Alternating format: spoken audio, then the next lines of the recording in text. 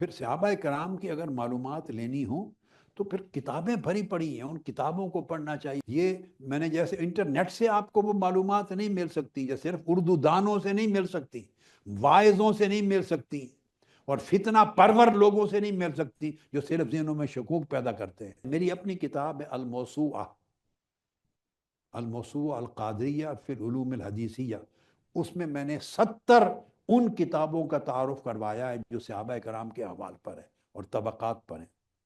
ابن سعد کی طبقات کبریٰ ہے، ابن قانے کی معجم الصحابہ ہے، ابن حبان کی تاریخ الصحابہ ہے، ابن مندہ کی معرفت الصحابہ ہے، ابو نعیم کی معرفت الصحابہ ہے، ابو نعیم الاصبہانی کی حلیت الاولیاء ہے، ابن عبد البر کی الاستیاب ہے، ابن عبد البر کی الذیل ہے، ابن الجوزی کی صفت الصفوہ ہے، اور ابن الاسیر کی اسد الغابہ ہے، علامہ ذہبی کی سیر و اعلام النبلاء ہے، امام اسقلانی کی الاصابہ ہے، واقدی کی الطبقات ہے۔ الغرض 70 کتابیں بیان کی ہیں، 12,000 صحابہ کے احوال ہیں۔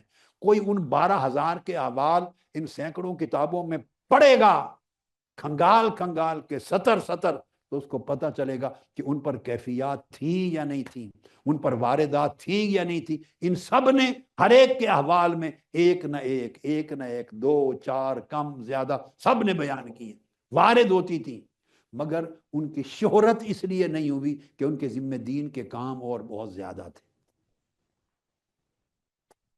اس طرح کرامات بھی تھی۔ میں آپ کو ایک صحابی بتاتا ہوں، بہت ساری ہیں، یہ بھی میری کتب میں۔ حضرت عمران بن حسین رضی اللہ تعالیٰ عنہ ایک صحابی ہیں، عمران بن حسین، صحیح مسلم میں حدیث ہے، صحیح مسلم میں۔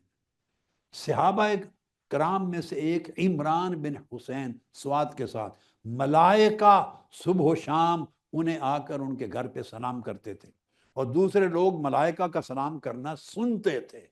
اس سے بڑی کیفیت اور اس سے بڑی کرامت اور کیا ہوگی؟ صحیح مسلم اٹھا کے دیکھیں، انہو کانت تسلم الملائکۃ علیہ، خود بتاتے ہیں، عند راسی و عند البیت و عند باب الحجر، رات کو سوتے ہوئے ان کے سر کی طرف بھی سلام کرتے تھے، ان کے گھر پہ بھی سلام کرتے تھے، اور جس کو بتایا کہا میرے مرنے کے بعد ذکر کرنا، زندگی میں چھپائے رکھنا۔ یہ کتب حدیث میں ہے۔ بصرہ میں وہ آ گئے تھے حضرت عمران بن حسین، فرمایا میں نے 30 سال دیکھا، ان کی خدمت میں جاتا تھا، 30 سال، اللہ کی عزت کی قسم، 30 سال تک ان کے گھر کے جانب سے ملائکہ ان کو سلام کرتے تھے، ہم نے سنا ہے ملائکہ کی آواز۔ امام ابو نعیم نے دلائل النبوت میں بیان کیا، امام ابن سعد نے طبقات میں بیان کیا، حضرت قتادہ بیان کرتے ہیں کہ ملائکہ دن میں چلتے ہوئے آ کے انہیں مصافحہ کرتے تھے۔ یہ تو ایک بتایا میں نے، عمران بن حسین۔ حضرت ام ایمن، میں آپ کو کیفیات اور کرامات اب صحابہ سے پھر تھوڑی بتا رہا ہوں، آپ کے ذوق کے لیے بھی، آپ کے عقیدے کی اصلاح کے لیے کی، اور طبیعت کی فرحت کے لیے بھی، کہ اس میں سے حصہ آپ کو بھی مل سکتا ہے اگر آپ ان راہوں پہ چل پڑیں۔ امام بہقی روایت کرتے ہیں کہ حضرت ام ایمن رضی اللہ تعالیٰ عنہ جب ہجرت کر کے مکہ سے مدینہ کی طرف گئیں، روزے کے ساتھ تھی، شام کا وقت تھا، کوئی پانی ان کے پاس نہ تھا، ایک قطرہ بھی پانی کا نہیں تھا افطار کا، اور حالت یہ تھی کہ موت قریب تھی ان کی۔ اچانک انہوں نے دیکھا آسمان کی طرف سے ہوا میں ایک مٹکا پانی کا معلق ہو گیا۔ یہ بیہقی شریف کی حدیث ہے، معلق ہو گیا۔ امام بیہقی نے دلائل میں، ابن سعد میں طبقات میں، حتیٰ کہ علامہ ابن تیمیہ نے مجموع الفتاوی میں بیان کیا، فَإِذَا دَلْوٌ مُدَلَّى مِنَ السَّمَاءِ، پانی کا بھرا ہوا مٹکا آسمان سے ان کے سامنے ظاہر ہو گیا۔ آپ نے وہ پانی پیا، روزہ افطار کیا، پھر کہتی ہیں اللہ کی عزت کی قسم، اس پانی کے بعد ساری زندگی میں چمکتے سورج میں طواف کرتی تھی، سخت گرمیاں روزہ رکھتی تھی، پھر مجھے پیاس کبھی نہیں لگی۔ یہ حضرت ام ایمن کا حال ہے۔ یہ اسی طرح یہ صحابیہ ہے، اور پھر ایک صحابی حضرت سفینہ ہیں رضی اللہ تعالیٰ عنہ۔ حضرت سفینہ امام حاکم نے مستدرک میں روایت کیا، امام ابو نعیم نے دلائل میں، حتیٰ کہ علامہ ابن تیمیہ نے الفتاوی میں بیان کیا کہ کشتی میں تھے، سفر میں، کشتی ٹوٹ گئی اور اس طرح تیرتے تیرتے باہر نکلے جنگل میں، راستہ بھول گئے، آگے شیر آ گیا، شیر آپ کو کھانے کے لیے دوڑا، جو شیر نے منہ کھولا تو شیر کو کہا ہے شیر خبردار میں محمد مصطفیٰ کا غلام ہوں، شیر کو کہا انا مولا رسول اللہ، میں مصطفیٰ کا غلام ہوں صلی اللہ علیہ وسلم۔ شیر نے کتے کی طرح اپنا سر نیچے جھکا لیا، دم ہلانے لگا، آپ کے آگے آگے چلا، اور جو راستہ بھول گئے تھے صحیح راستے پہ لگا کے کچھ بولا، یعنی الوداع کر کے اجازت لے کے واپس چلا گیا۔ اب اس حدیث کو امام حاکم نے روایت کیا، امام بخاری نے اپنی تاریخ الکبیر میں روایت کیا، امام طبرانی نے، امام بغوی نے، اور یہ حدیث صحیح الاسناد ہے، اور امام بہقی نے بھی۔ میں نے تو بہت کثرت سے چیزیں نہیں بتائیں، کچھ بتائی تھیں آپ کو، چلو آج سوالات کے بہانے اور آپ کا ایمان تازہ ہو جائے گا۔ ایک صحابی ہیں حضرت علاء بن الحضرمی، علاء بن الحضرمی رضی اللہ تعالیٰ عنہ، یہ وہ صحابی ہیں کہ سیدنا صدیق اکبر نے، سیدنا فاروق اعظم نے رضی اللہ تعالیٰ عنہ، حتیٰ کہ آقا علیہ السلام نے بھی ان کو بحرین تک کا گورنر مقرر کیا تھا۔ حضرت علاء بن الحضرمی، ان کا عالم یہ تھا کہ جب جہاد پر جاتے، راستے میں سمندر یا دریا حائل ہو جاتا، صحابہ کرام کا لشکر ساتھ ہوتا، بسم اللہ اللہ کے اسماء گرامی پڑھ کے سمندر میں چھلانگ لگا دیتے تھے، اور پورا سمندر خشک راستے کی طرح طے کرتے تھے۔ یہ صحابی تھے، یہ کرامت ہے ان کی، سب کتب میں درج ہے جو میں نے بتایا۔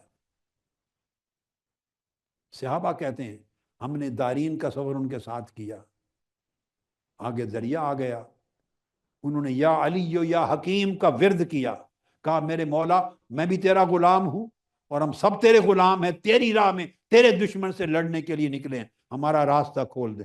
فرماتے فدخلنا البحر، ہم سمندر میں داخل ہوئے، ہمارے گھوڑوں کے پاؤں بھی پانی میں نہیں ڈوبے، اور سارے سمندر پہ اس طرح چلے جیسے کوئی خشک راستے پہ چلتا، کراس کر دیا۔ وَهَوْنَا صَارَ الْمَاءُ جَسَدًا يَمْشُونَ عَلَيْهِ كَالْأَرْضِ، زمین کی طرح بن گیا سمندر۔ اس کو حافظ ابن کثیر نے بھی بیان کیا، حافظ ابن کثیر علامہ ابن تیمیہ کے شاگرد، اس کو امام بہقی نے بیان کیا اپنی دلائل میں، اس کو امام بخاری نے بیان کیا تک التاریخ الکبیر میں۔ صحابہ کرام کے اس طرح کے واقعات تھے۔ خالد بن ولید کو کسی نے زہر دیا آزمانے کے لیے کہ کیا مقام ہے، رسول کا غلام بنا پھرتا، آپ نے بسم اللہ پڑھ کے زہر کا پیالہ پی لیا، کچھ بھی نہیں ہوا، لوگ ہکا بکا رہ گئے، حضرت خالد بن ولید۔ اب اس سے بڑھ کے ایک بات بتاتا ہوں، اور وہ یہ امام بہقی نے دراصل حدیث میں بیان کیا، امام بہقی نے یہ حدیث میں، اور بڑے ائمہ نے اس کی توثیق کی ہے، اس کو درج کیا اپنی کتابوں میں۔ وہ یہ کہ ایک صحابیہ، خاتون صحابیہ مکہ سے ہجرت کر کے مدینہ آئی آقا علیہ السلام کے لیے، آقا علیہ السلام کی بارگاہ میں، اور نوجوان بیٹا بس بالغ ہی ہوا تھا، نوجوان بیٹا ساتھ تھا۔ حضرت انس رضی اللہ تعالیٰ عنہ فرماتے ہیں کہ ہم نے خاتون کو، صحابیہ کو عورتوں کی طرف بھیج دیا، اور ان کے نوجوان بیٹا جو 16-17 برس کی عمر کا ہوگا اس کو اپنے پاس رکھ لیا۔ مدینہ میں وبا تھی ان دنوں میں، سخت بخار تھا، اسے بخار ہوا اور اس کی ڈیتھ ہو گئی۔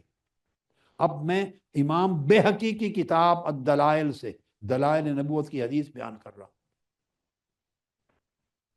وفات ہو گئی، ہم نے آقا علیہ السلام کو اطلاع کی، آقا علیہ السلام نے آ کے دیکھا، خود مشاہدہ فرمایا، اس کی آنکھیں بند کی، اور ہمیں فرمایا اس کو کپڑے سے ڈھانپ دو اور اس کی تجہیز و تکفین، دفن کفن کا انتظام کرو۔ ہم اس کو غسل دینے ہی لگے تھے تو آقا علیہ السلام نے فرمایا یا انس ائت امہ فاعلمہا، اے انس جاؤ پہلے اس کی ماں کو اطلاع کرو کہ تمہارا جمع بیٹا مر گیا ہے، اس کو اطلاع کرو، بلا کے لاؤ۔ فاعلمتہا، حضرت انس ابن مالک فرماتے ہیں میں نے جا کے ان کی والدہ کو اطلاع کی، ان کی والدہ ادھر آئی، آقا علیہ السلام سامنے بیٹھے ہیں، صحابہ کرام بیٹھے ہیں، اصحاب صفہ کی جگہ ہے مسجد نبوی میں، ان کی والدہ صحابیہ کہتی ہے میرے مولا میں بتوں کو چھوڑ کے تیرے اور تیرے حبیب کی طرف آئی تھی، تیرے اور تیرے حبیب کی طرف آئی تھی. میرا بیٹا اگر یہاں مر گیا تو بتوں کو پوجنے والے مجھے تانا دیں گے. تیرے اور تیرے محبوب کے نام پہ حرف آئے گا. یہ میرے اوپر مصیبت نہ ڈا، میرے بیٹے کو زندہ کر. حضرت انس بن مالک فرماتے ہیں فواللہ، اللہ کی قسم، من قضا کلامها حتی حرک قدمئی، اس کی ماں کی بات ابھی ختم نہیں ہوئی تھی کہ بچے کے پاؤں ہل پڑے. والکا صوبان وجہی، بچے نے کفن اتار دیا، اپنے اوپر منہ سے کفن اتار دیا. وعاش حتی قبض اللہ رسولہ، اس وقت تک زندہ رہا جب تک آقا علیہ السلام کا وصال نہیں ہوا. پھر اس کی ماں جب تک زندہ رہی بچہ نہیں مرا، ماں کے بعد مرا. حافظ ابن کثیر نے بیان کیا یہ بھی. وہ کوئی عام صوفی تو نہیں ہے تذکرے کرنے والے. علامہ ابن تیمیہ، حافظ ابن کثیر، علامہ ابن القیم، وہ تو اس ایک خاص طبقے کے اکابر علماء میں سے ہیں کہ وہ کمزور چیز کو قبول نہیں کرنے والے. وہ تو حضور کی سیرت اور شمائل میں بیان کرتے ہیں اور اس ثبوت میں لاتے ہیں کہ یہ ساری کرامات و کیفیات حضور علیہ السلام کے معجزات کا تسلسل ہے امت میں.